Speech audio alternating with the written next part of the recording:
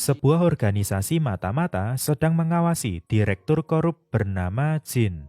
Saat itu Jin akan mengirimkan uang hasil korupsinya ke tempat lain. Sehingga Jino, Changjun, dan Inso yang tergabung dalam organisasi itu mencoba mengikutinya. 뭐 이상한 놈들 왔다 갔다 한다면서요? 네. 다 대비하고 있습니다. Inso sebagai ketua tim maju lebih dulu.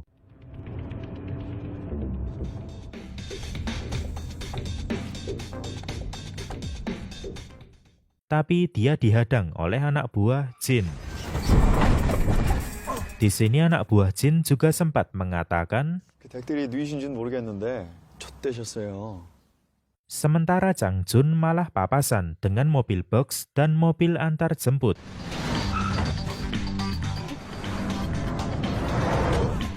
Harapan terakhir ada di Jino.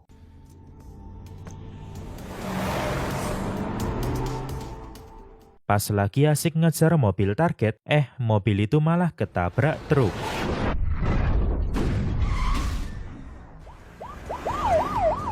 나미가 5분이면 갑니다. 나미가 따요.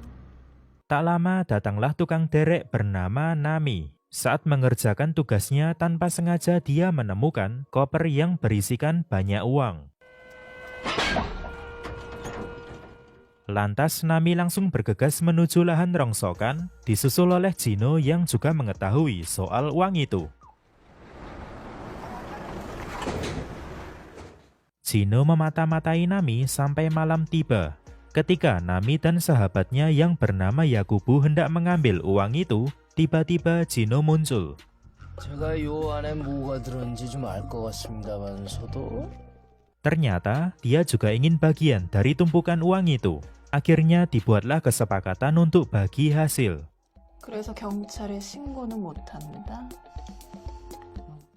Di sini ada 4 orang yang terlibat, yaitu Jino, Nami, dan Yakubu beserta istrinya. Tanpa pikir panjang, uang itu langsung diamankan ke tempat lain. Sekretaris Jin yang bernama Sangho menyalahkan organisasi Inso atas kekacauan ini. 뭔데 우리를 감시하고 지랄이시냐고. 이 일 이거 어떻게 하실 거예요? Sempat mereka mendatangi tempat mobil tadi diderek, tapi sia-sia. Uang itu sudah lenyap dan gak ada siapapun di sana. 차 안에 있던 거 무슨 일 있어도 그거 찾아. Di sisi lain, Jino dalam perjalanan menuju rumah Nami. 난 일단 마구 쓸 거야. 마구. Seneng banget nih Jino, udah dapat duit banyak, dikasih jatah lagi sama Nami. Padahal mereka baru aja kenal. Esoknya Inso menemui bosnya untuk membahas masalah kemarin. 그쪽에서 벌써 알고 있었어요. 당한 거죠, 우리가. Si ibu bos ini pun menyuruhnya untuk 일단 컴퓨터 자료부터 다 없으세요. 없애고 그쪽에 가서 까놓고 비세요. karena kekuasaan dan pengaruh Jin ini cukup kuat, jelas mereka nggak mau ambil resiko. Setelah itu tim Inso mengecek CCTV di lahan rongsokan tadi dan didapatilah wajah Yakubu. Jino yang ada di sana langsung ngasih tahu ke Nami kalau Yakubu mulai diburu. Di sini anak dan istri Yakubu akan pergi ke Afrika duluan, sementara dia akan menyusul karena harus mengurus paspor. 야쿠부, 절대 잡히면 안 돼? Sesuai arahan dari bosnya, Inso mulai ngebuangin data-data soal Jin. Gak lupa dia juga minta maaf ke Jin, berjanji gak akan mengganggu lagi dan dia akan bertanggung jawab untuk nemuin uang itu. Suatu malam, Yakubu hendak mengambil paspor barunya. Di sini dia bertemu dengan Kim, si pembuat paspor sekaligus ketua gangster. Tapi Kim ini malah memerasnya dengan biaya yang tinggi. Alhasil Yakubu mengambil paksa paspornya lalu melawan orang-orang di sana dengan dibantu oleh Jino.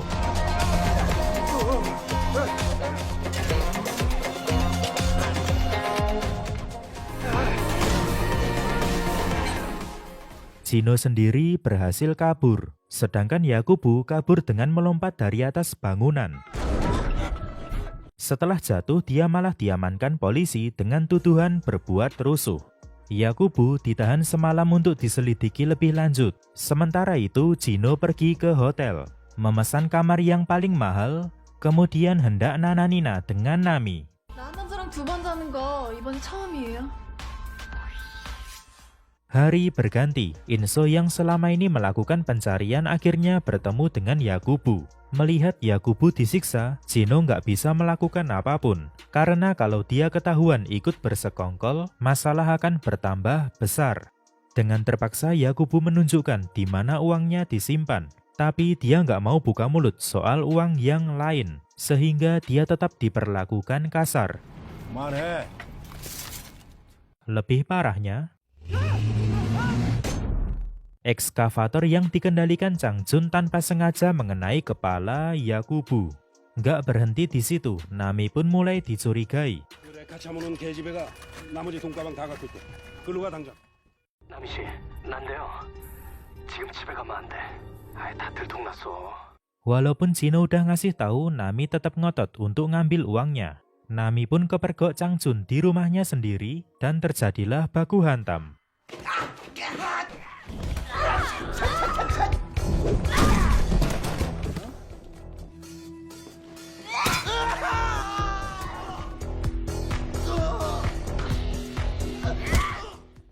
Gak lama setelah Nami pergi, datanglah Inso disusul dengan Jino. Jino gelisah setengah mati karena helmnya ketinggalan pas sebelumnya sempat nananina di situ. Berpindah ke rumah sakit di mana Nami ngejenguk Yakubu. 그 쓰레기들 가만두면. Lalu Jino sempat ngasih salinan data rahasia Jin. Di tempat lain, Inso mendapatkan uang yang lumayan banyak dari Sang-ho. Sang-ho menyuruhnya untuk segera menyelesaikan tugasnya. Suatu malam, Jino dan Nami berniat membelanjakan uang itu. Ya, selagi uang itu masih ada di tangan mereka. Mulai dari beli mobil, senapan, dan lain-lain. Apapun itu yang jelas harus ditutup dengan bobok bareng. Esoknya, Inso mulai mencurigai gerak-gerik Jino. Dia pun mulai menginterogasi Yakubu. 진우랑 남이도 돈가방 하나씩 챙겼잖아. 그지? Awalnya Yakubu nggak mau ngasih tahu, namun karena terus ditekan, dia pun buka mulut. Sepulang dari rumah sakit, giliran Jino yang diinterogasi. Tentunya Jino nggak mau buka mulut dan dia melakukan perlawanan untuk bisa kabur.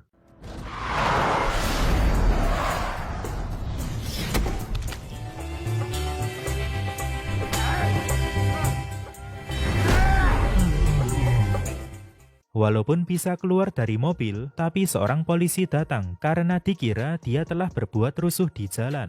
Dia pun diamankan oleh Inso dan Chang Jun. Di sisi lain, Sang-ho akan memulangkan Yakubu ke negaranya, supaya masalah penganiayaan tadi nggak tersebar luas.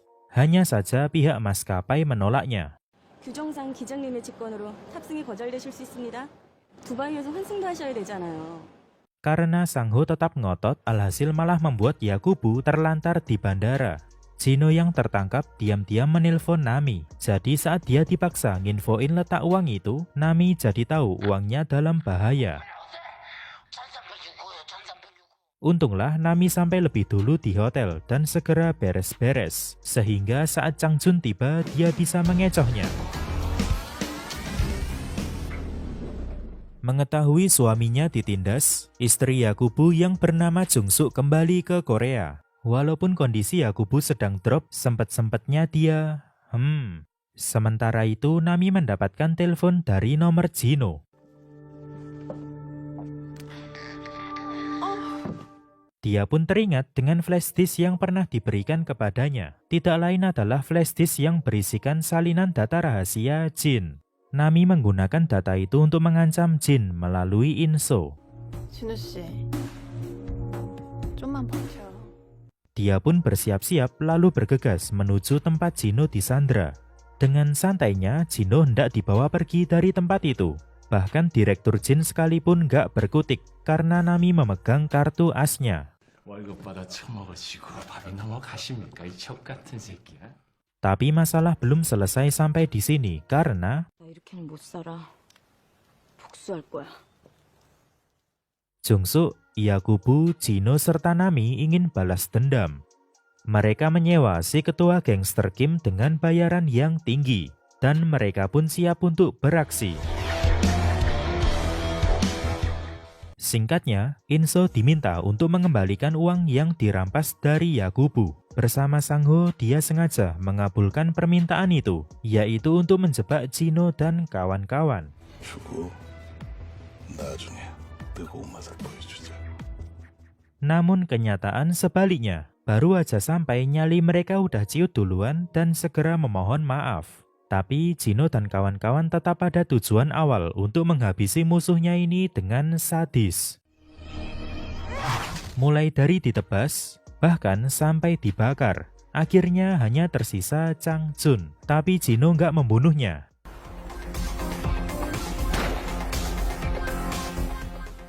Terakhir, Jino dan Nami datang ke markas Jin. Di sini mereka memberi gertakan yang membuat si direktur ini ketakutan parah. 당신은 조동아리만 닥치고 있었어도 살 수 있었을 텐데.